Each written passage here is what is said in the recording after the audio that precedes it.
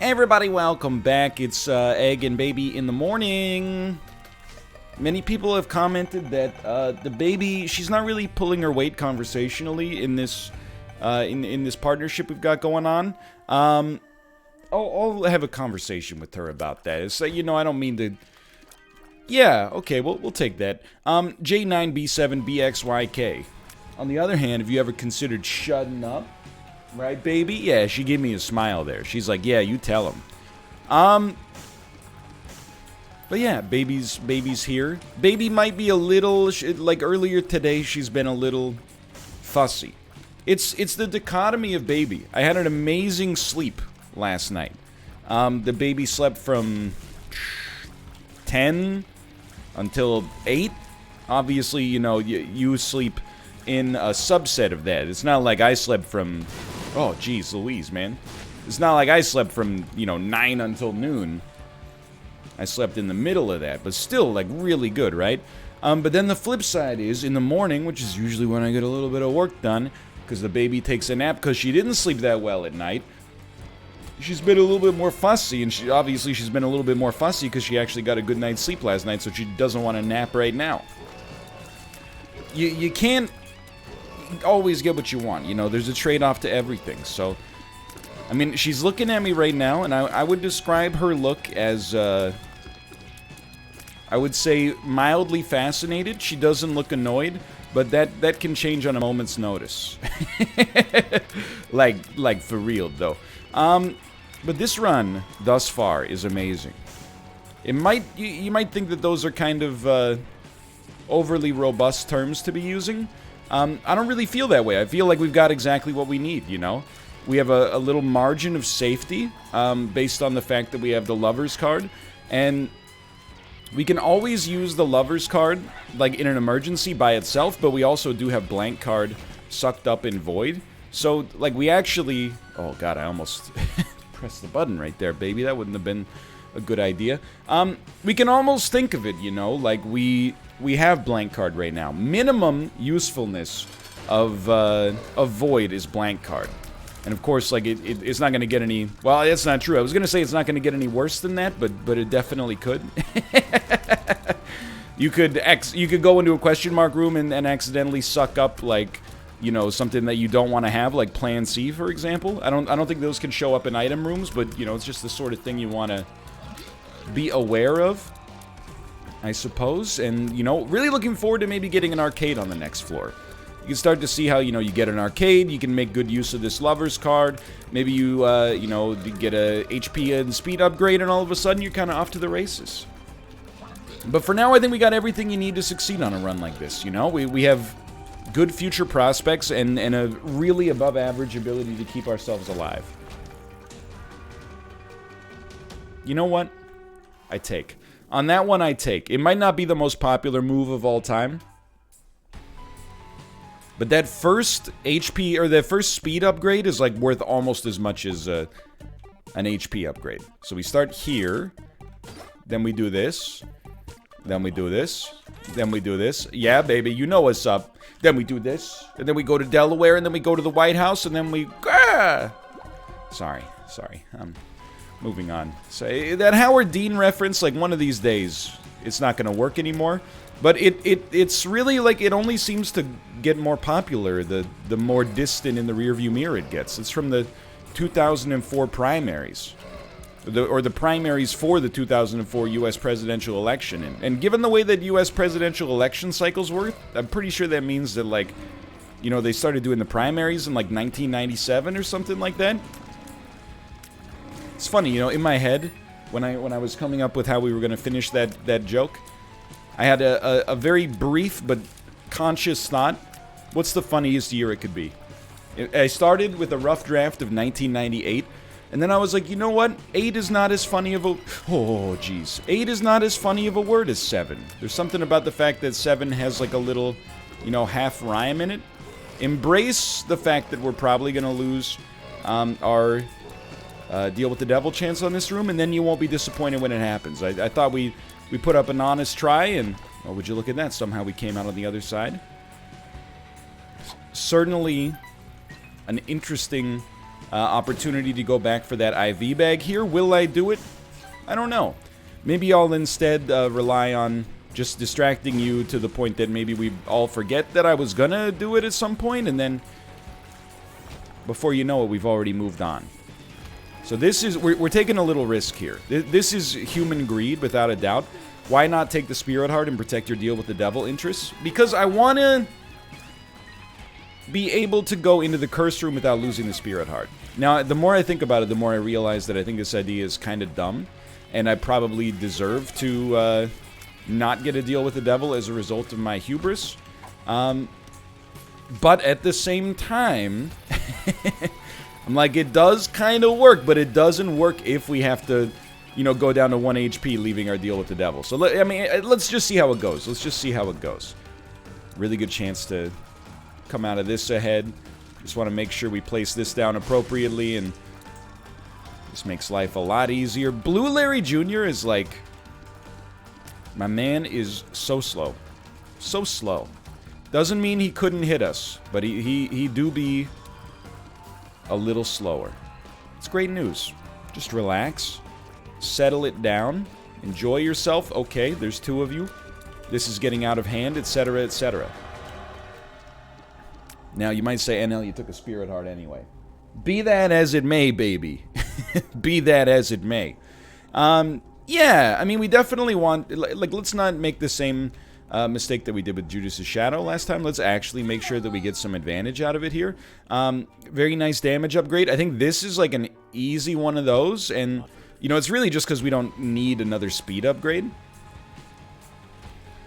Turns out we should have used the IV bag much more frequently, but life goes on. Life goes on. Oh, yeah! Sorry. I thought maybe I could hit the note, you know, from John Cougar Mellencamp's, I don't even know what the song's called. Hit a little ditty about Jack. Is it called Jack and Diane? About Jack and Diane. Somebody, who was I doing? I think it was on the NLSS. And I was talking about that. No, it was on GeoGuessr when I was talking with Sinvicta about John Cougar Mellencamp. And it kept going, little big houses for you and me. And somebody was like, it's not little big houses, it's little pink houses. And I'm like, yeah, I know. But on the other hand, wouldn't it be funny if he said little big houses? Wouldn't that be humorous, baby? If he said 2 words in quick succession that were... Yeah, I mean, you get the joke. You don't need me to finish it. D100's kind of interesting, right? It do be looking pretty interesting. I would never suck this up with Void at this point in my life, just because, like, we're kind of... I mean, it's not really a good play. I actually feel like the D100 is kind of trash for us here, just being honest, because of the fact that we lose the ability to... You know, because we had sucked up so many items that, like, having gotten rid of them here by... Like, we only had 1 item to reroll, I guess is what I'm trying to say. So by doing this, we've sort of... You know, limited the advantage that we had from Void earlier, but I think it's a little bit zanier, just to be honest with you. I think it's a little zanier to be rolling with the D100 instead. And, I mean, that's pretty good. 7 rate of fire, 13 damage. Yeah, that'll get you up in the morning, baby. But then again, I don't need to tell you, you don't need much to get you up in the morning, if you know what I mean. Hi-oh, I pooped my pants. That could be your catchphrase, for now. Oh, come on, dude. I'm not making fun of the baby. Well, I mean, I guess I am. But, you know, it's not like... You got nothing to be embarrassed about. Everybody poops their pants when they're a baby. You know, I mean, if you poop your pants as an adult, you probably feel like you have a reason to be embarrassed. But, you know, assuming it's due to some kind of medical issue, like, you know, what are you supposed to do? You can't be embarrassed about that. You just gotta, you know, have a sense of humor about it, I suppose. Yeah. Oh no, that's an escalating cry. That's an escalating cry. Baby, I know you want me to do a reroll, but I'm not gonna reroll the whole run because, like, this run is so freaking good. That's the thing, is it's like the current iteration of the stock market, baby. Like, people, they want you to everybody wants to take risks, but they only want to take risks when there's no downside, and You know, people that they consider things a sure thing in hindsight, and nobody actually considers yourself to be a risky investor until you've actually lost it all. I don't know, you know, is this apropos of something? Well, you know, the GameStop stuff in the news is funny. You know, I'm like sitting on the sidelines of that, like, baby, this is kind of like an important topic. Like, if you could exercise some decorum. She says no. With decorum? What is that? I understand, but you know what? We might have to go on pause here temporarily. All right, see you in just a moment. See you in a moment. Okay, I thought the baby was placated, but as soon as I hit on pause, she went, ah. Yeah, baby. Listen, let's talk this out. What's the problem? There's only like 5 things that can cause a baby to cry, okay? One of them is physical pain. I can look at you, unless there's something going on internally, you know, I think you're good. She's kind of smiling, she's kind of eating her finger. I think she's okay. Hunger. Theoretically possible, but you and I are both in the same boat. Both of our hands, well, all 4 of our hands are tied until mommy wakes up. So I don't control the supply of the milk right now. I only control the first feeding. I only get the slush fund off the top. You don't have a dirty diaper, I just changed your diaper. Are you bored? She did respond to the boredom comment. I think she may be bored. Well, you know, no offense taken. It's not like I'm in the business of trying to make entertainment right now or something. Right, baby? Oh my god. She's like, play more Dadcraft! Play more Dadcraft!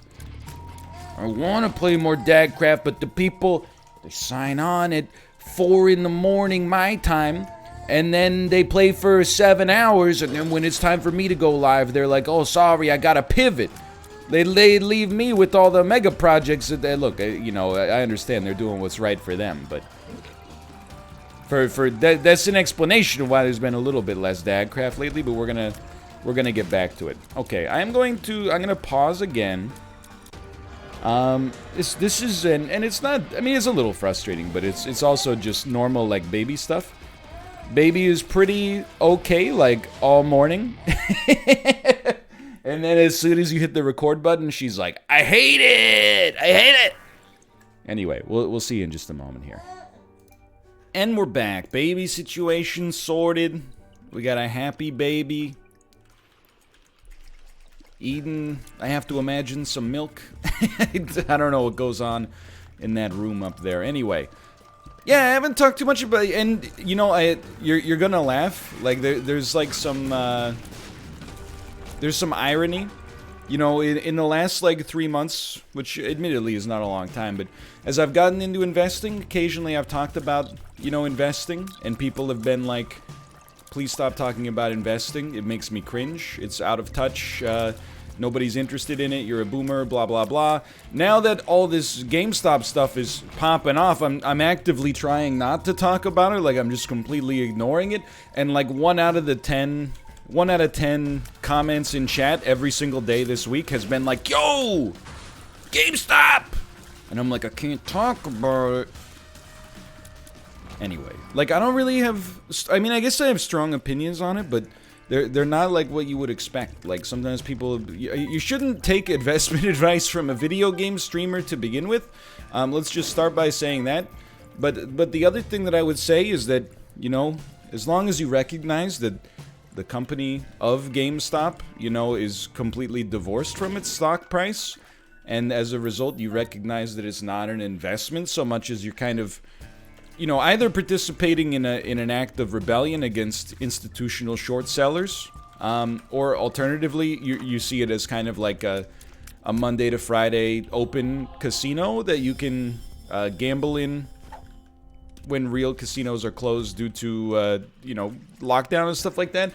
I'm not going to say, like, good for you. All I'm going to say is, like, as long as you recognize that, then you know what you're getting into, you know?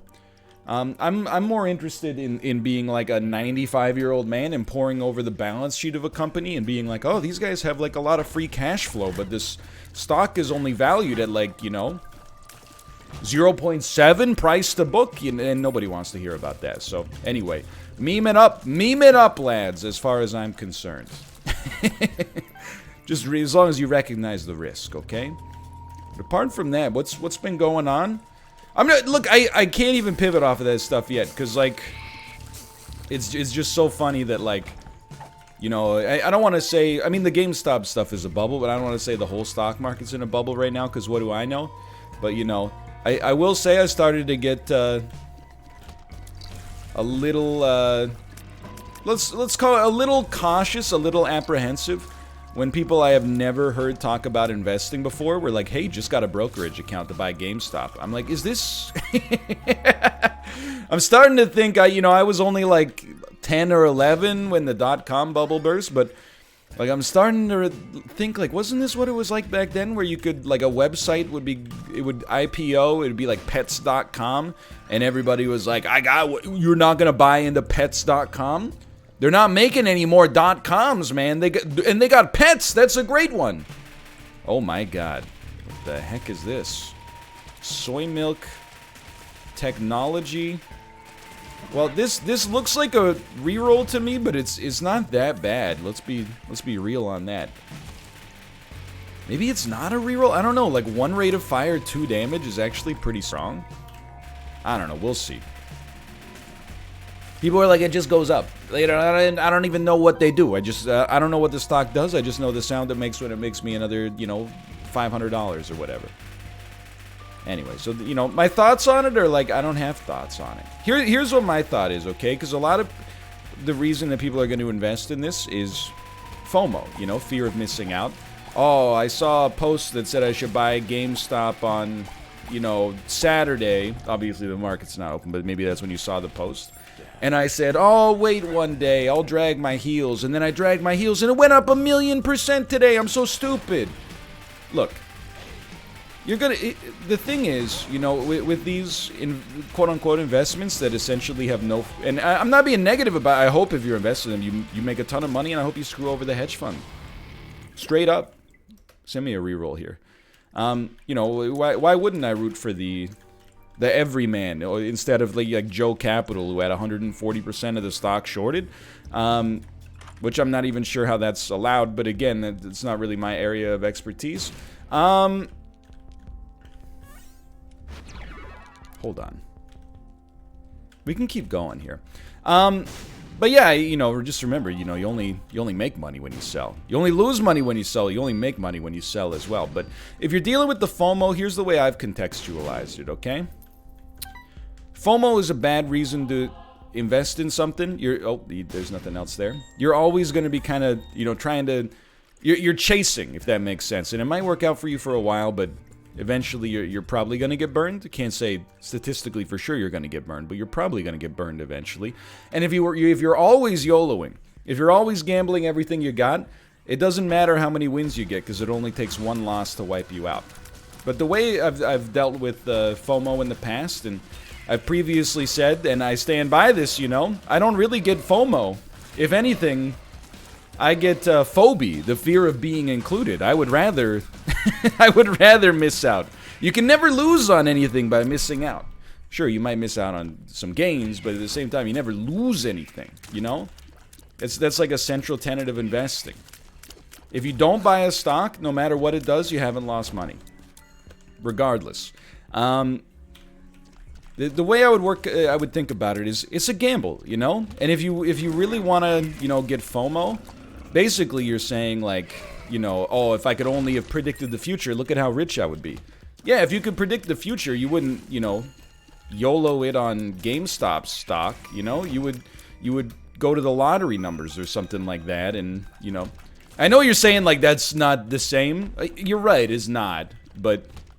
It's similar, because, you know, there's no fundamental investment case for why this, I mean, except for covering the institutional short sellers, there's no fundamental investment case for why, you know, a $15 stock is now $350. It's basically a casino.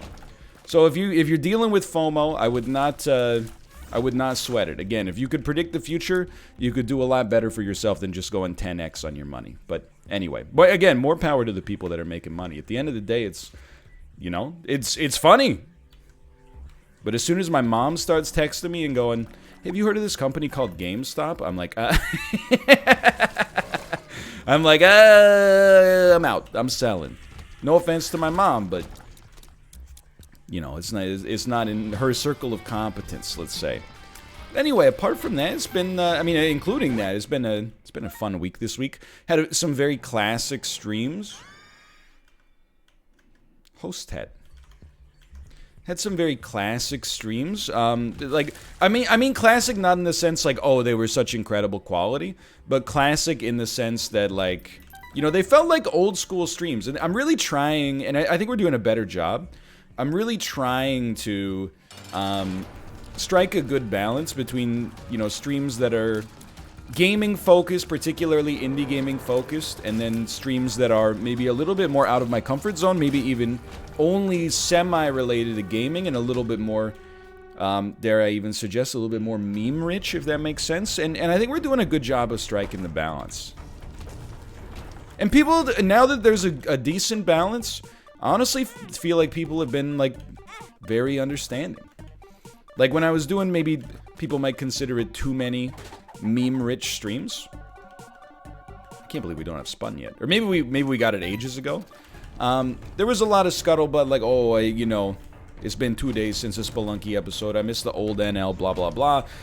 People post, like, on the subreddit, and this is not meant to be negative again, but people post stuff on the subreddit that I don't think they think is insulting, but is kind of insulting.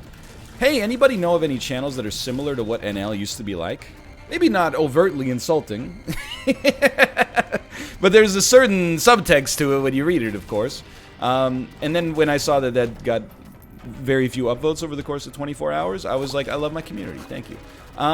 Because there ain't nobody, okay, you know, there are, but give me a reroll on this one.